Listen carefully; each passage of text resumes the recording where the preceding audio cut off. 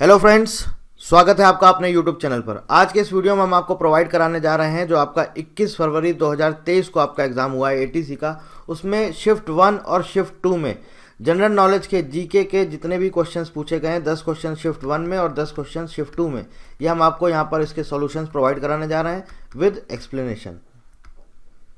देखिए, मैं आपको दो तीन चीज़ें यहाँ पर क्लियर कर देता हूँ। पहली चीज़, मेजर स्टूडेंट्स को मैंने देखा है जनरल नॉलेज के लिए लेकर उनकी मेंटालिटी क्या है, वो क्या सोचते हैं। वो ये सोचते हैं सिलेबस इतना वास्ट है, कहीं से भी पूछ लेता है तो इसको हम पढ़ के ही नहीं जाएंगे, वहाँ पे तुक्का मार देंगे। और अगर आप सीरियसली इस एग्ज़ाम के प्रीवियस ईयर पेपर आप देखेंगे तो आप देखिए कहाँ से क्वेश्चन पूछता है। आपको क्या करना है, अगर आप फ्यूचर में वैकेंसी आती है और आप चाहते हैं इसमें 7-8 नंबर स्कोर करना, 8th 9th 10th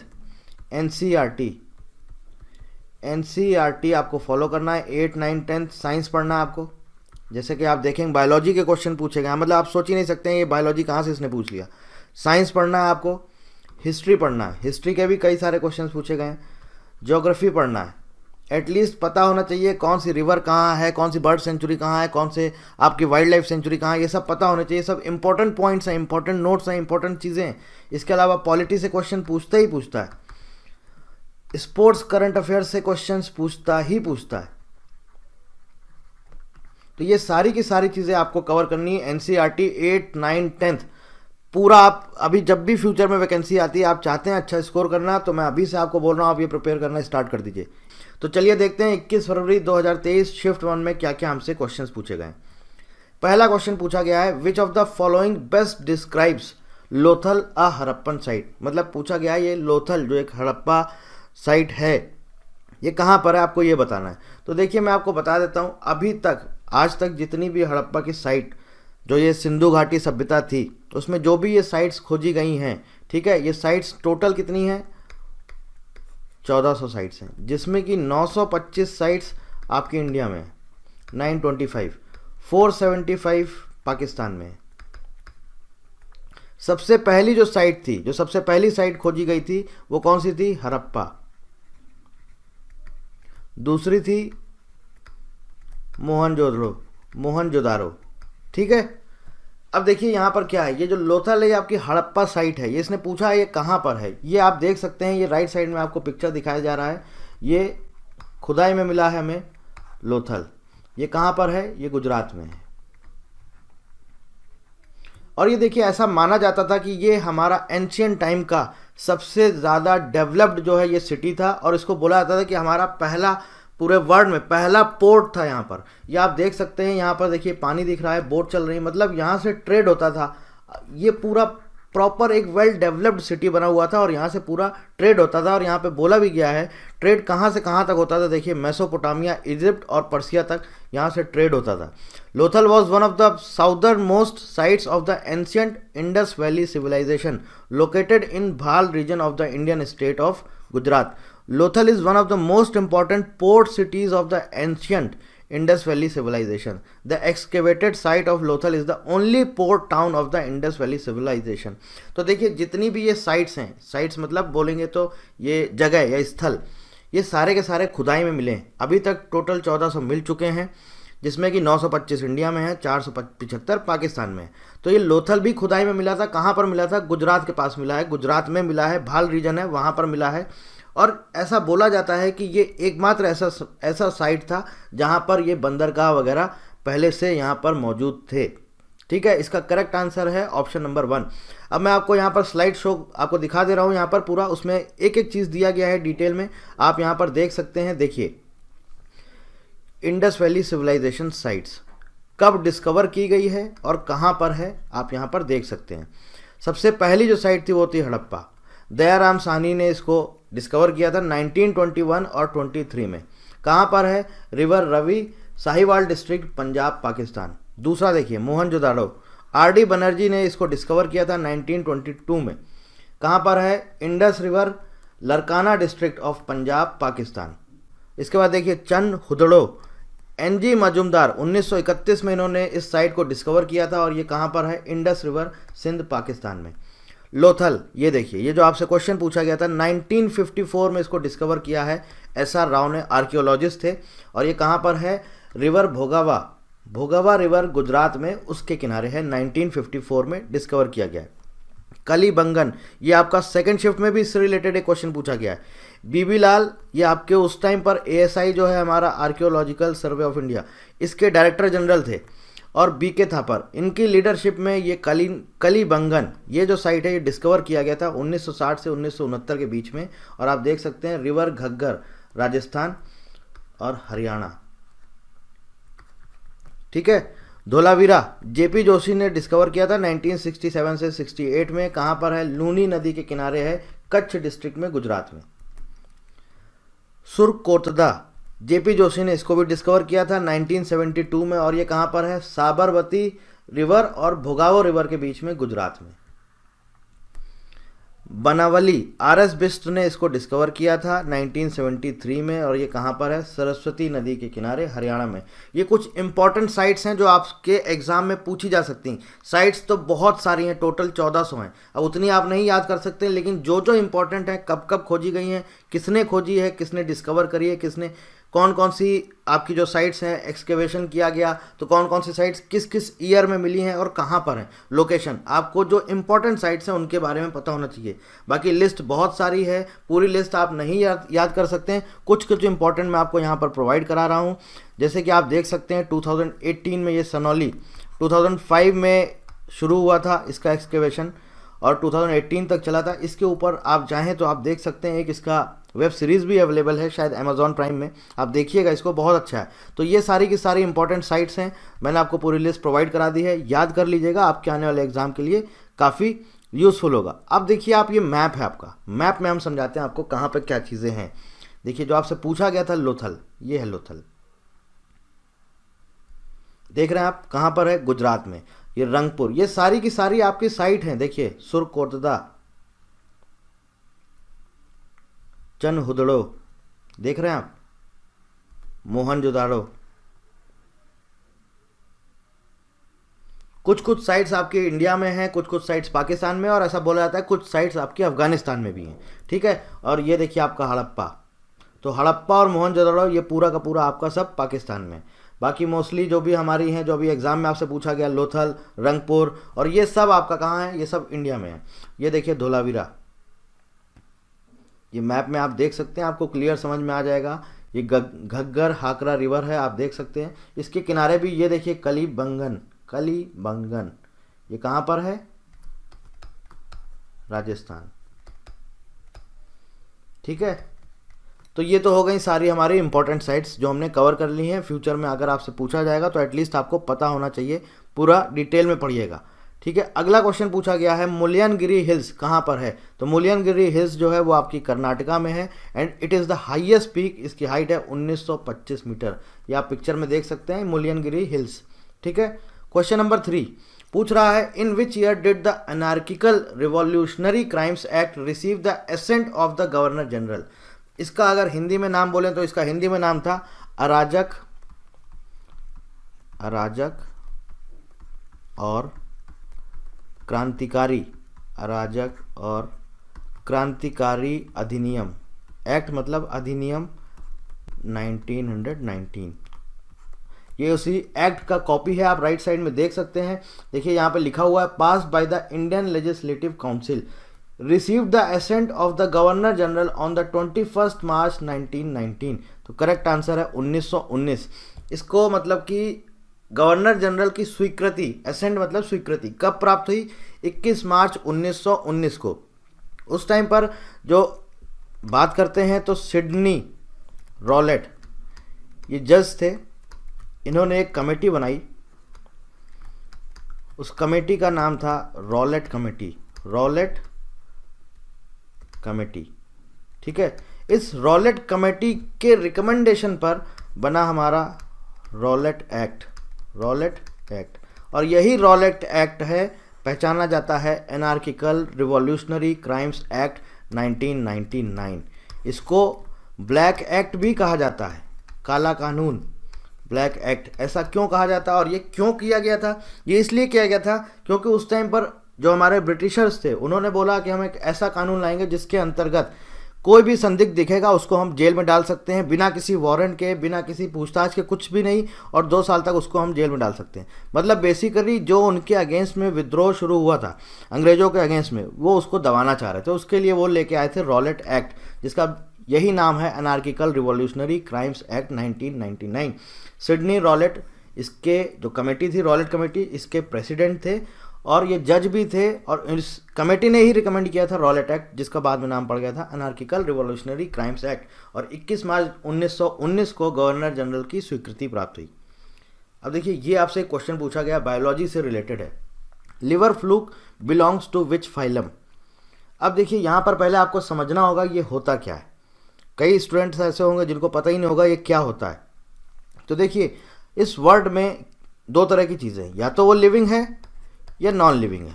लिविंग को हम बोलते हैं बायोटिक, नॉन लिविंग को बोलते हैं अबायोटिक। अब लिविंग जो है ये 5 किंगडम में बटा हुआ है, 5 किंगडम। पहला है आपका प्रोटिस्टा, प्रोटिस्टा भी बोलते हैं, प्रोटिस्ट भी बोलते हैं। दूसरा आपका बैक्टीरिया, या उसे हम बोलते हैं मोनेरो, मोनेरो, ठीक है। इसके बाद आपका आ जाता है फंजाई, और उसके बाद आता है प्लांट्स या प्लांटिया, और उसके बाद आता है एनिमल्स या एनिमलिया। अब देखिए, ये जो हमारे 5 टाइप के किंगडम हैं, ठीक है, ये इनका हायरार्की दिया हुआ है, क्लासिफिकेशन है एक तरह से। लाइफ से शुरुआत होती है, डोमेन ये अभी बाद में ऐड किया गया, पहले जो हमारा पूरा हायरार्की था साइकिल वो इतना था। मतलब अगर हम आपको इसको सिंपल लैंग्वेज में समझाना चाहें तो आप इसको ऐसे समझ सकते हैं। देखिए, ह्यूमन बीइंग, इसका क्या साइंटिफिक नेम होता है, होमो सेपियंस। देखिए, ये इसका डोमेन है यूकेरिया, ये क्या है डोमेन। किंगडम क्या है एनिमलिया, ठीक है। फाइलम है कॉर्डेटा, क्लास है मेमेलिया, ऑर्डर है प्राइमेट्स, फैमिली है होमिनिडे, जीनस है होमो, और स्पीशीज है सेपियंस। स्पीशीज मतलब जाति, सेपियंस। तो किसी को भी अगर हमें क्लासिफाई करना हो, जैसे हम बोल सकते हैं टैक्सोनॉमी, अगर हमें किसी की भी बतानी हो, चाहे वो कोई भी एनिमल हो, प्लांट हो, बैक्टीरिया हो, फंजाई हो, हम ऐसे ही डिफाइन कर सकते हैं। और ये आपके सामने स्ट्रक्चर बना हुआ है। सबसे पहले हम क्या बताते हैं कि किस किंगडम का है। जैसे सपोज मान लीजिए लॉयन है, तो किस किंगडम का है, ऑब्वियस है एनिमलिया। फिर उसके हम फाइलम देखेंगे। किंगडम के अंदर अगर एनिमलिया किंगडम है तो एनिमलिया किंगडम के टोटल 11 फाइलम होते हैं। टोटल कितने फाइलम होते हैं, 11 फाइलम। किंगडम एनिमलिया के 11 फाइलम होते हैं, आपके सामने लिखे हैं, देख लीजिए।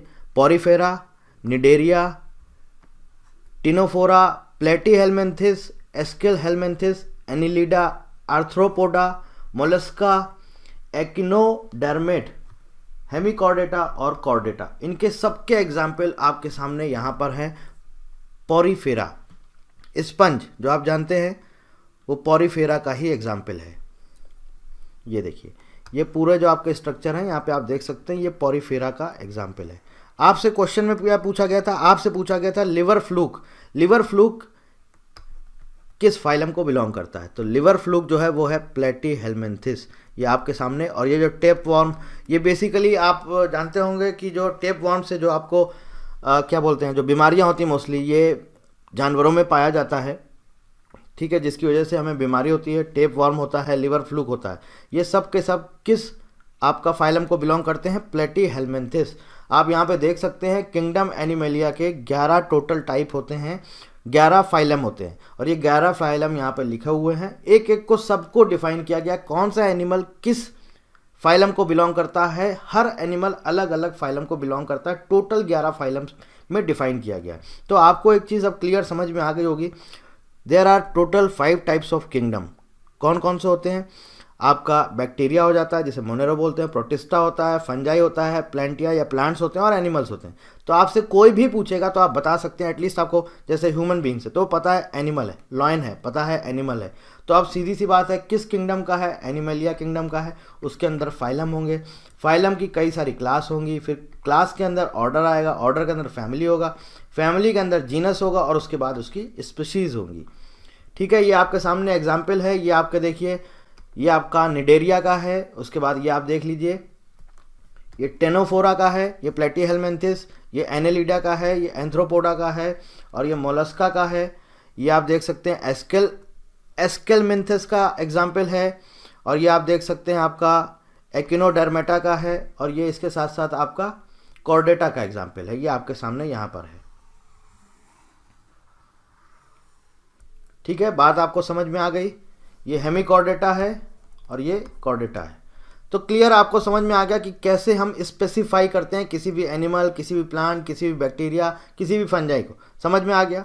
सबसे पहले हम उसका किंगडम डिफाइन करते हैं, किंगडम के बाद हम उसका फाइलम डिफाइन करते हैं, फाइलम के बाद हम उसका क्लास डिफाइन करते हैं, क्लास के बाद हम उसका ऑर्डर डिफाइन करते हैं, फिर हम फैमिली डिफाइन करते हैं, फिर जीनस डिफाइन करते हैं, और फिर स्पीसीज डिफाइन करते हैं। इसको बोलते हैं टैक्सोनॉमी। यहाँ तक समझ में आ गया। अब ये आपका क्लास 9th में बायोलॉजी में साइंस की बुक में दिया हुआ है, शायद चैप्टर 8 में।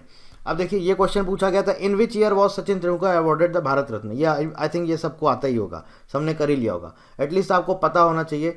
मैंने आपसे बोला था स्पोर्ट्स से रिलेटेड ये जरूर क्वेश्चन एक ना एक पूछते हैं।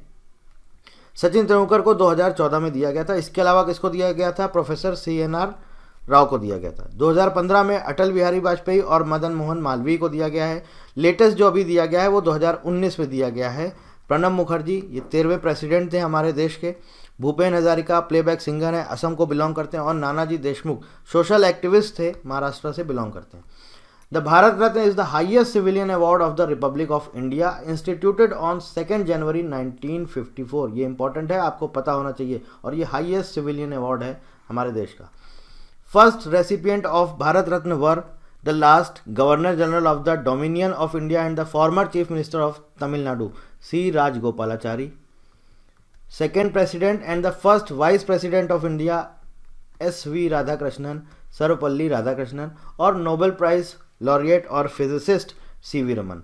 तो ये पहले हमारे रेसिपिएंट थे जिनको क्या दिया गया था? भारत रत्न। C. राजगोपालाचारी, S.V. राधाकृष्णन और C.V. रमन। इसके अलावा आप ये भी इंपॉर्टेंट है, नोट कर सकते हैं, सचिन तेंदुलकर यंगेस्ट रेसिपिएंट थे। उस टाइम पर उनकी एज थी 40 ईयर्स। ये अभी तक यंगेस्ट रेसिपिएंट हैं। ठीक है, उसके बाद देख लीजिए यहाँ पर बोला गया है 25 जनवरी 2019 government announce the award to social activist. मैं आपको बता चुका हूँ, नानाजी देशमुख, भूपेन हजारिका और प्रणब मुखर्जी। ये लेटेस्ट है जिनको अभी दिया गया है। आगे आ जाइए, बोला गया है who brought out the journal Sambad Kaumudi to educate the public on various social issues during the 19th century. Sambad Kaumudi क्या है, किस आपसे पूछा गया है, कौन लेके आया था? Sambad Kaumudi was a Bengali weekly newspaper published from Kolkata in the first half of the 19th century by Ram Mohan Roy. It was a noted pro-reformist publication that actively campaigned for the abolition of the सती प्रथा। तो किस लिए लाया गया था ये? सती प्रथा को हटाने के लिए। ठीक है, कौन लेके आए थे? राजा राम मोहन राय। चलें आगे, क्वेश्चन नंबर 7। ये करंट अफेयर्स का क्वेश्चन है। The licence of which of the following banks of Maharashtra was cancelled by the Reserve Bank of India in September 2022। 14 सितंबर 2022 को रिजर्व बैंक ऑफ इंडिया ने लाइसेंस किसका कैंसिल किया था? Lakshmi cooperative bank limited, option number 2। क्योंकि इनके पास proper capital नहीं था और फ्यूचर अर्निंग का कोई इनके पास एक विजन नहीं था, कुछ बता नहीं पाए थे हमारे पास आगे की अर्निंग हमें कैसे करनी है, इसलिए कैंसिल किया था। अब यहाँ पर एक और इम्पोर्टेंट पॉइंट आता है, अभी लेटेस्ट में मध्य प्रदेश के गुना में बेस्ड ये आपका कोऑपरेटिव बैंक है, गढ़ा कोऑपरेटिव बैंक। 20 फरवरी 2023 को RBI ने इसका भी लाइसेंस कैंसिल कर दिया और ये बोला है कि लेंडर के पास एडिक्वेट प्रॉपर कैपिटल नहीं है और अर्निंग प्रॉस्पेक्ट्स, मतलब कि आगे क्या अर्निंग होगी, कैसे अर्निंग करेंगे, कुछ नहीं है उनके पास। तो लेटेस्ट 20 फरवरी 2023 को RBI ने गढ़ा कोऑपरेटिव बैंक का भी लाइसेंस कैंसिल कर दिया है। Question number 8, in which year was judo federation of India formed. Judo federation of India कब बना है? 1965 में। यहाँ पे लिखा हुआ है the judo federation of India is the national sports federation for judo in India. Judo Federation of India was established in 1965 and received affiliation from the International Judo Federation in 1965. ठीक है, The JFI organized the first national judo championship at Hyderabad in 1966. ये important है, पहली national judo championship Hyderabad में 1966 में हुई थी। ये भी आपका स्पोर्ट्स से रिलेटेड क्वेश्चन है। अभी लेटेस्ट में इसके प्रेसिडेंट हैं प्रताप सिंह बाजवा और इसका हेडक्वार्टर है हरि सिंह कॉम्प्लेक्स न्यू दिल्ली में। अब देखिए ये आया आपका क्वेश्चन, इसका मैंने ऑलरेडी वेबसाइट पर लिस्ट भी आपको दिया हुआ है, bird sanctuary, wild life sanctuary, ये सब कहाँ पर है इंडिया में, कौन कौन सी हैं। ये आपसे क्वेश्चन आया है आपकी फर्स्ट शिफ्ट में। यहाँ पर देखिए अभी आज की डेट में as per the Bombay natural history society total 72 bird sanctuaries हैं इंडिया में। इस मैप में आप देखेंगे जो राइट साइड में ये आपको मैप दिख रहा है, इस मैप में आपको प्रॉपर जो बर्ड सेंचुरीज इंपॉर्टेंट है वो सब यहाँ पे दिखाई गई, और जो आपसे एग्जाम में पूछी गई वो सब इस मैप में मेंशन है। जैसे कि देखिए नल सरोवर बर्ड सेंचुरी, ये आपसे पूछा गया है नल सरोवर बर्ड सेंचुरी कहाँ पर है, तो आप देखेंगे ये गुजरात के अंदर नल सरोवर बर्ड सेंचुरी है। ठीक है, तो इसका करेक्ट आंसर होगा गुजरात। दूसरा अगर आप देखेंगे क्या है, वेदांथांगल बर्ड सेंचुरी, ये आपकी कहाँ पर है, तो वेदांथांगल बर्ड सेंचुरी ये आप देखिए यहाँ पर, ये कहाँ पर है, तमिलनाडु में। तो इसका करेक्ट आंसर है ऑप्शन ए तमिलनाडु। उसके बाद है रंगनाथिट्टू बर्ड सेंचुरी, ये आपसे पूछा गया कहाँ पर है, तो आप देखिए इसी के जस्ट बगल में यहीं पर है रंगनाथिट्टू बर्ड सेंचुरी। कहाँ पर है ये आपको पता होना चाहिए, कर्नाटका में है। ये देखिए ये कर्नाटका है, यहाँ पे देखिए ये कर्नाटका है, कर्नाटका का बॉर्डर है, और नीचे केरला है। तो जो लास्ट में आपसे पूछा गया कुमारकोम बर्ड सेंचुरी, ये देखिए ये आपका केरला के अंदर आ रहा है। तो समझ में आ गया, इसका आंसर है केरला और इसका आंसर है कर्नाटका, ऑप्शन 3 करेक्ट है। ठीक है, ये मैप है, आपको समझ में आ जाएगा। इसके अलावा लिस्ट आप हमारी वेबसाइट पर अवेलेबल है, bird sanctuary, wild life sanctuary, ये सब PDF GK के लिए तो बहुत सारी चीज़ें टेलीग्राम चैनल पर भी अवेलेबल है, आप वहाँ से भी देख सकते हैं। Question number 10, the constitution of district planning committee is mention in the article, पूछा गया है डिस्ट्रिक्ट प्लानिंग कमेटी जो है ये किस आर्टिकल में, हमारा जो भारत का संविधान है किस आर्टिकल में ये मेंशन है। तो DPC is committee created as per the article 243ZD of the constitution of India at the district level for planning at the district and below. ठीक है, ये किस लिए बनाई गई थी, ये हमारे जो संविधान है उसका आर्टिकल है 243ZD 243ZD। यहाँ पर बोला गया the committee in each district should consolidate the plans prepared by the panchayat and the municipalities in the district and prepare a draft development plan for the district. मतलब जो हमारे पंचायत हैं या नगर पालिका हैं, म्यूनिसिपैलिटी जिसे बोलते हैं, ये प्लान्स प्रिपेयर करती हैं और उसके बाद एक ड्राफ्ट डेवलपमेंट प्लान प्रिपेयर किया जाता है डिस्ट्रिक्ट प्लानिंग कमेटी के थ्रू, और ये उसको अप्लाई करते हैं डिस्ट्रिक्ट या डिस्ट्रिक्ट से नीचे जो भी हमारी चीज़ें हैं वहाँ पर। डिस्ट्रिक्ट हो गया, डिस्ट्रिक्ट के अंदर कई सारी चीज़ें आती हैं, नगर पालिका आते हैं, नगर निगम के आपके जो भी एरियाज़ आते हैं, सिटीज़ आती हैं, वहाँ पर ये इम्प्लीमेंट करते हैं उसको। ये है district planning committee, article 243ZD, ये पॉलिटी का आपका क्वेश्चन है। अब बात करते हैं शिफ्ट 2 में हमारे जनरल नॉलेज के कौन कौन से क्वेश्चन पूछे गए हैं। पहला क्वेश्चन है, in which of the following states did micro finance institution network launch a series of free medical health camps in 18 flood affected districts in September 2022। Current affairs का क्वेश्चन है, आप सबको पता होगा सितंबर 2022 में उस टाइम पर असम के अंदर अच्छी खासी बाढ़ आई हुई थी। तो सीधा सा है, अगर आपने पढ़ा होगा तो आप बता सकते हैं। इसका करेक्ट आंसर है ऑप्शन 4 असम। आप यहाँ पर देख सकते हैं, पहली चीज़ तो समझिए ये क्या है, दिस इज एन इंस्टीट्यूशन या association, MFIN, micro finance institutions network is an association for the micro finance sector in India. इसका हेडक्वार्टर है गुरुग्राम में, इसके चेयरमैन हैं मनोज कुमार नाम्बियार और इसके CEO हैं आलोक मिश्रा। 15 सितंबर 2022 को MFIN and RBI recognise self regulatory organisation, इन्होंने एक सीरीज मेडिकल हेल्थ कैंप की लॉन्च करी थी 18 डिस्ट्रिक्ट्स ऑफ असम, असम के 18 डिस्ट्रिक्ट में लॉन्च करी थी, to provide immediate medical relief, तुरंत मेडिकल सहायता देने के लिए इन्होंने ये स्कीम लॉन्च करी थी। और कहाँ पर करी थी, असम के 18 डिस्ट्रिक्ट्स में MFIN ने free medical health camp provide किए थे। ठीक है, क्वेश्चन नंबर 2, आइडेंटिफाई द सिनेडेरियन या cnidarian that is correctly matched with its common name.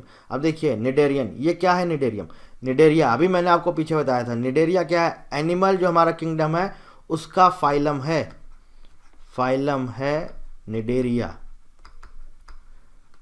Biology का क्वेश्चन आपसे फिर पूछा गया है सेकेंड शिफ्ट में, आपको बताना है कि कौन सा करेक्ट है। तो देखिए मैंने पूरा आपके सामने यहाँ पर डिस्क्राइब कर दिया, आप पिक्चर देख सकते हैं। सबसे पहले हम बात करेंगे एडम्सिया।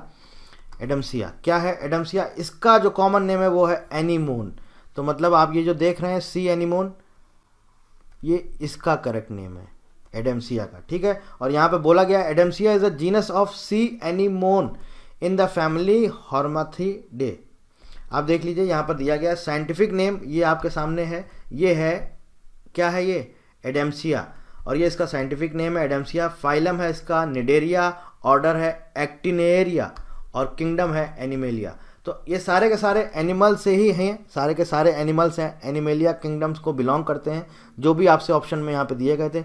दूसरा है गोर्जोनिया, देखिए इसका क्या है कॉमन नेम, सी फैन, मतलब ये जो सी फैन है ये किसका है common name, Gorgonia. Gorgonia is a genus of soft corals, ये आप देख सकते हैं पिक्चर में, sea fans in the family Gorgoniidae, ठीक है। साइंटिफिक नेम है गोर्गोनिया निडेरिया, इसका फाइलम है, ऑर्डर है एलायोनीसिया, और किंगडम है एनिमेलिया।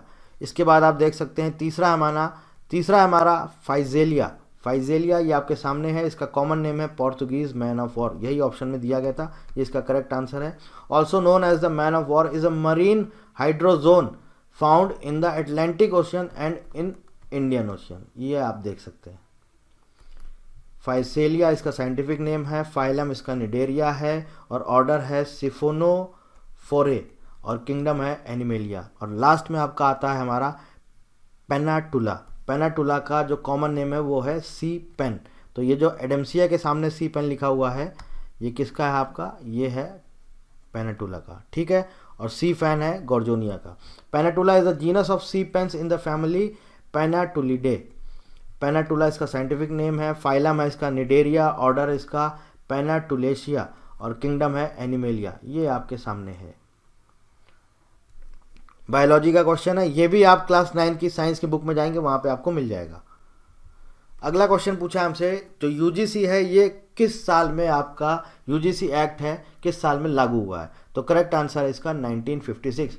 यहाँ पर देखिए क्या बोल रहा है, university grants commission, UGC is a statutory body set up by the department of higher education, ministry of education, government of India in accordance to the UGC act 1956। 1956 के अकॉर्डिंग ये सेटअप किया गया है यूजीसी यूनिवर्सिटी ग्रांट्स कमीशन। अब देखिए यहाँ पर ये लिखा हुआ है स्टैट्यूटरी बॉडी, इसको समझते हैं क्या है। स्टैच्यूटरी बॉडी होता है, कॉन्स्टिट्यूशनल बॉडीज होता है, एग्जीक्यूटिव बॉडीज होता है, अलग अलग टाइप होते हैं। हम आपको यहाँ पे दो मेजर जो बॉडीज हैं उसका डिफरेंस बता देते हैं।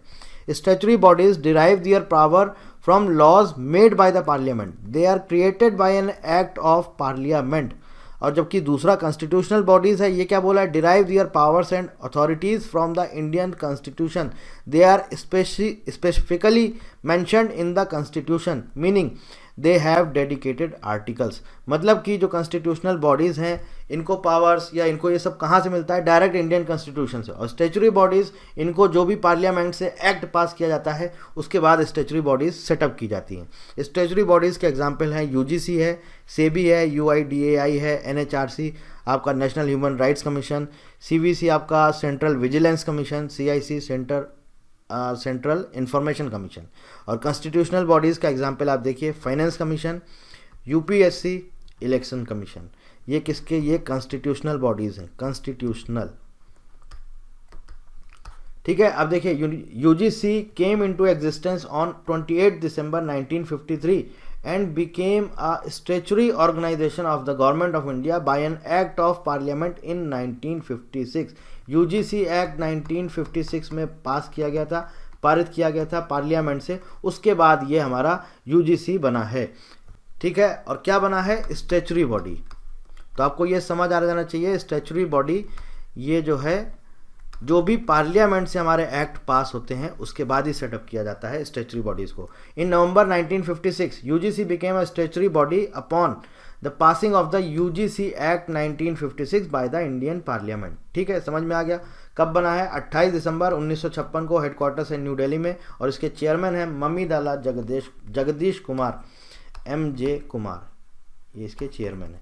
चलिए अगला क्वेश्चन देखते हैं। क्वेश्चन नंबर 4 में पूछा है, article 148 of the constitution of India guides towards the appointment of. Article 148 किससे डील करता है, CAG, controller and auditor general of India.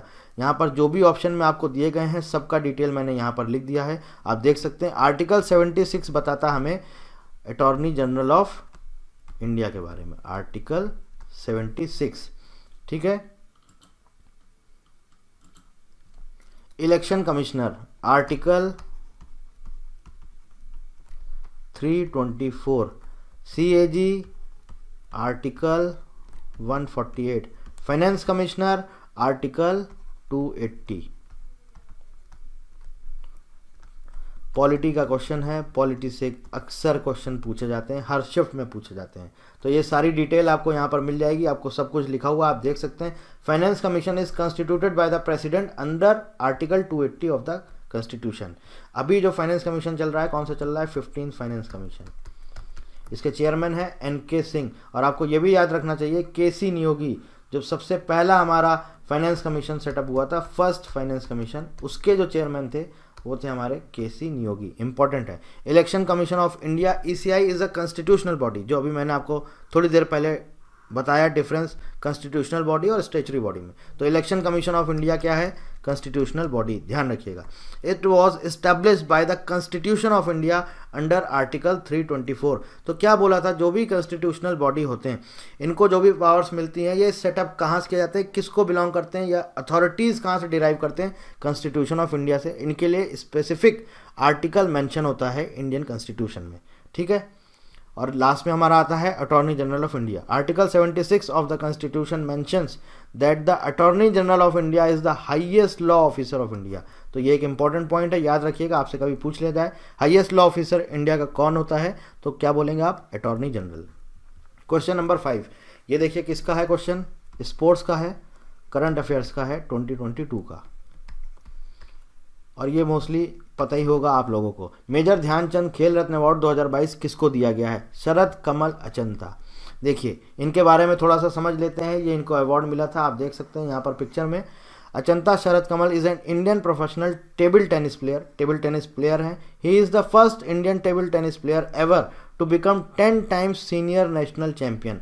10 बार ये नेशनल चैंपियन रह चुके हैं, 10 टाइम्स सीनियर नेशनल चैंपियन। और इसके पहले जो रिकॉर्ड था वो था कमलेश मेहता का, जो कि 8 बार रहे थे, ठीक है। इन 2019 इनको 2019 में पद्मश्री दिया गया था, जो कि इंडिया का 4th सिविलियन अवार्ड है। हाईएस्ट सिविलियन अवार्ड क्या है मैं ऑलरेडी आपको बता चुका हूँ, that is Bharat Ratna. He was awarded the खेल रत्न अवार्ड, अभी 2022 में इनको दिया गया है मेजर ध्यानचंद खेल रत्न अवार्ड, जिसका पहले नाम हुआ करता था राजीव गांधी खेल रत्न अवार्ड, जिसको बदल के हमारी सरकार ने नाम इसका क्या रख दिया था? मेजर ध्यानचंद खेल रत्न अवार्ड। अब देखिए ये आ जाता है, क्या पूछा गया है? रिवर्स और उसका origin, reverse and origin. Right side में आप देख सकते हैं, आपके सामने मैंने पूरी लिस्ट प्रोवाइड करा दी है, कौन सी रिवर कहाँ से निकलती है आपके सामने है। तो देखिए ऑप्शन में हमसे पूछा गया था, ये देख लीजिए आपके सामने दिया गया है। इंडस रिवर कहाँ से निकलती है? इंडस रिवर निकलती है तिब्बत से, मानसरोवर से, सिंध नदी जिसे बोलते हैं, ठीक है। गोदावरी कहाँ पर है? नासिक महाराष्ट्र से निकलती है गोदावरी, आप देख सकते हैं ये सिंध नदी है, और इसके अलावा आपका ये गोदावरी है नासिक महाराष्ट्र से। इसके अलावा नर्मदा, आप सभी को पता होगा, अमरकंटक मध्य प्रदेश से निकलती है नर्मदा नदी। तो बचा हमारा क्या? कावेरी। कावेरी कहाँ से निकलती है? कुर्ग कर्नाटका। ये है आपका ब्रह्मागिरी हिल्स, कुर्ग कर्नाटका। और बचा आपका नर्मदा मैकाल हिल्स, अमरकंटक मध्य प्रदेश। ये इंपॉर्टेंट है, लिस्ट मैंने आपको यहाँ पे दे दी है, लर्न कर लीजिएगा, फ्यूचर में हो सकता है एग्जाम में पूछ लिया जाए। क्वेश्चन नंबर 7 देखिए, विच of the following leucoplast store oils and fats. अब देखिए इसको थोड़ा सा समझिए, ये भी आपका बायोलॉजी का क्वेश्चन है। देखिए सबसे पहली चीज समझिए, देखिए 2 टाइप के सेल होते हैं, कौन कौन से होते हैं? एनिमल सेल और दूसरा होता है हमारा प्लांट सेल, ठीक है। तो ये जो हमारे होते हैं प्लास्टिड्स कहाँ पर पाए जाते हैं? प्लास्टिड्स पाए जाते हैं आपके प्लांट सेल में।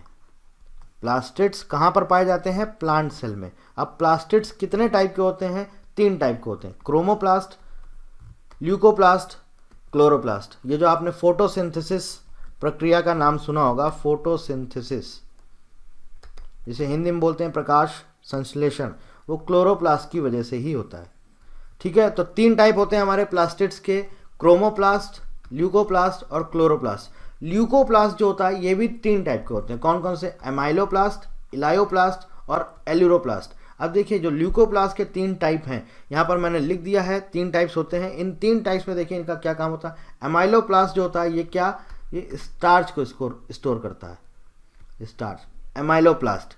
और उसके बाद दूसरा जो आपका आता है वो है एल्यूरोप्लास्ट, ये क्या करता है, ये प्रोटीन स्टोर करता है। और बचा हमारा इलायोप्लास्ट, ये स्टोर करता है आपका fat and oil, fat and oil. और यही आपसे क्वेश्चन में पूछा गया था, विच of the following leucoplast store oils and fats. Correct answer है ऑप्शन नंबर 3 इलायोप्लास्ट। चलते हैं अगले क्वेश्चन पे। विच of the following Harappan site was excavated in 1960s। History का क्वेश्चन है, सेकेंड शिफ्ट में भी पूछा गया है, फर्स्ट शिफ्ट में भी पूछा गया था। हड़प्पन साइट के बारे में, लोथल के बारे में पूछा गया है। Under the guidance of B K Thapar, कौन सी साइट थी जो आपकी खुदाई में मिली थी 1960 में, under the guidance of B K Thapar. तो मैंने आपको बताया था कौन सी साइट थी, कलीबंगन। कहाँ पर है, राजस्थान में। B B Lal archaeologist survey of India, ASI, इसके ये डायरेक्टर जनरल थे। बीबी लाल और बीके थापर, इन दोनों लोगों की लीडरशिप में ये हमारी साइट खुदाई में मिली है। कलीबंगन राजस्थान में है। आपके सामने एक बार फिर से मैं यहाँ पर लिस्ट दिखा देता हूँ, ये देख लीजिए। कलीबंगन 1960 से 1969 के दौरान खुदाई में मिली है। कहाँ पर है, घग्गर रिवर के किनारे, राजस्थान। चलते हैं आगे। The reformer Henry Vivian Derozio was associated with, ये कौन थे। ये नीचे आपके सामने पिक्चर है, ये हैं हमारे हेनरी डिजोरियो। देखिए 1826 में इन्होंने हिंदू कॉलेज जो कि कलकत्ता में है, हिंदू कॉलेज ज्वाइन किया एज अ टीचर। और इन्होंने वहाँ के जितने भी हमारे यूथ थे उनको बहुत ज़्यादा, एक तरह से बोल सकते हैं कि टीच किया या इनकरेज किया। उनको बोला कि आप एकदम स्वतंत्र हैं, आप कुछ भी सोच सकते हैं। और उसका नतीजा ये हुआ कि एक मूवमेंट हुआ जिसका नाम दिया गया यंग बंगाल मूवमेंट, और ये उसके फाउंडर थे। यंग बंगाल मूवमेंट, ये उसके फाउंडर थे। इसके साथ साथ जो यंग बंगाल मूवमेंट को जिसने भी ज्वाइन किया उनको उन्होंने क्या बोला, वो बोले गए डेरोजियंस। देखिए, the young Bengal group was a group of Bengali free thinkers emerging from Hindu college Calcutta. Hindu college Calcutta से जितने भी लोग, जो स्टूडेंट्स पढ़ते थे, जो भी यंग्स थे, वहाँ से जो निकलते जा रहे थे, उनको बोला गया कि ये फ्री थिंकर्स हैं, कुछ भी सोच सकते हैं। और इनको बेसिकली प्रमोट किया गया कि आप जितना ज़्यादा से ज़्यादा लोगों को इन्फ्लुएंस कर सकते हैं, आप एकदम फ्री होकर सोच सकते हैं, अपना मूवमेंट को आगे बढ़ा सकते हैं और मैक्सिमम से मैक्सिमम लोगों को इन्फ्लुएंस कर सकते हैं। उसकी वजह से ये यंग बंगाल मूवमेंट इन्होंने चालू किया था। इसके फाउंडर यही थे, हेनरी विवियन डेरोजियो। और जो भी उसके फॉलोअर थे उनको बोला गया था डेरोजियंस। ठीक है। इन 1826 में Henry Louis Vivian Derozio joined the Hindu College as a teacher at Calcutta. Within no time, he influenced many people in the college and encouraged them to think freely and promoted radical ideas in his teachings. This is how the Young Bengal movement started. Last question है हमारा, इसका क्या है? Which of the following is not one of the 3 major types of indigenous wild silk produced in Assam? कौन सा ऐसा है जो कि असम में प्रोड्यूस नहीं किया जाता है? तो देखिए, सिल्क 4 टाइप के हैं basically. मलाबेरी silk, mulberry silk, eri silk, ERI एरी सिल्क, टसर सिल्क और मूगा सिल्क। ये 4 टाइप के होते हैं। असम में जो है ये चारों के चारों प्रोड्यूस किए जाते हैं। ठीक है, फिर से मैं लिख देता हूँ एक बार। यहाँ पे लिखा हुआ है आपके सामने, mulberry silk, eri silk, tussar silk, muga silk. Assam में ये चारों के चारों सिल्क प्रोड्यूस किए जाते हैं। आपसे पूछा गया है कौन सा ऐसा है जो नहीं है, तो काशियापेट ये जो है आपका, ये आपका करेक्ट आंसर है इसका, जो कि ये सिल्क प्रोड्यूस नहीं किया जाता है असम में। असम में एरी सिल्क किया जाता है, वाइट पेड किया जाता है, गोल्डन मूगा किया जाता है। Assam silk denotes the 3 major types of indigenous wild silk produced in Assam: golden Muga, white pat और वाम एरी सिल्क। अब देखिए, वैसे देखा जाए तो ओवरऑल 8 टाइप के सिल्क होते हैं, 8 types of silk.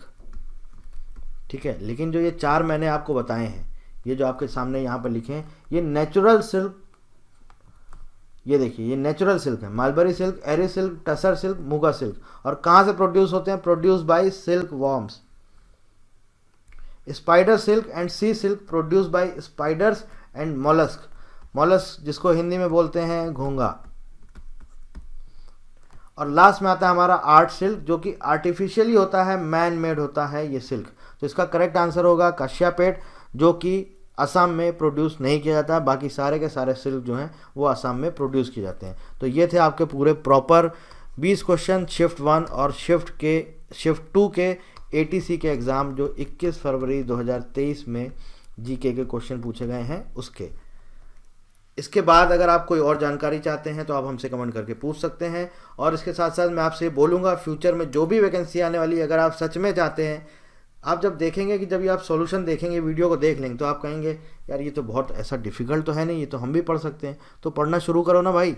8th 9th 10th, बस मैंने आपको क्या बोला, 8th 9th 10th NCERT पूरी रट मारो। Science, geography, history, polity, biology, science के अंदर ही सब आपको मिल जाएगा, बायोलॉजी वगैरह सब एक ही जगह दिया हुआ है। साइंस, हिस्ट्री, ज्योग्राफी, पॉलिटी जितना पढ़ सकते हो 8th 9th 10th, इसको जितना पढ़ सकते हो उतना आपके लिए बेनिफिशियल होगा। और इसके साथ साथ स्पोर्ट्स से रिलेटेड क्वेश्चंस, करंट अफेयर्स तो यार ऐसा है रोज़ पढ़ सकते हो आप लोग, डेली का डेली न्यूज़ से अपने आप को अपडेट रखो, बस ज़्यादा कुछ करने की ज़रूरत ही नहीं। लास्ट टाइम पे बैठ के मैगजीन रखते हो उससे बेटर है डेली का डेली अपने आप को बस अपडेट रखो न्यूज़ से। और उसके साथ साथ जो मैंने आपको बताया ये पूरा पढ़ लीजिए। आप लोग क्या करते हैं, बहुत सारे लोग कोई बुक बता दीजिए जीके का, कोई ये कर दीजिए, देख रहे हो आप क्वेश्चन कहाँ से पूछ रहा है, आप हम कह रहे हैं एक बुक पढ़ भी लो, तब भी नहीं होगा। जब तक आप पूरा प्रॉपर फॉलो नहीं करोगे 8th 9th 10th NCERT पूरा पढ़ लो, बस उसमें सब कुछ कवर हो जाएगा। और कोई जानकारी चाहते हैं तो आप हमसे कमेंट करके पूछ सकते हैं। So thank you very much and thank you for watching.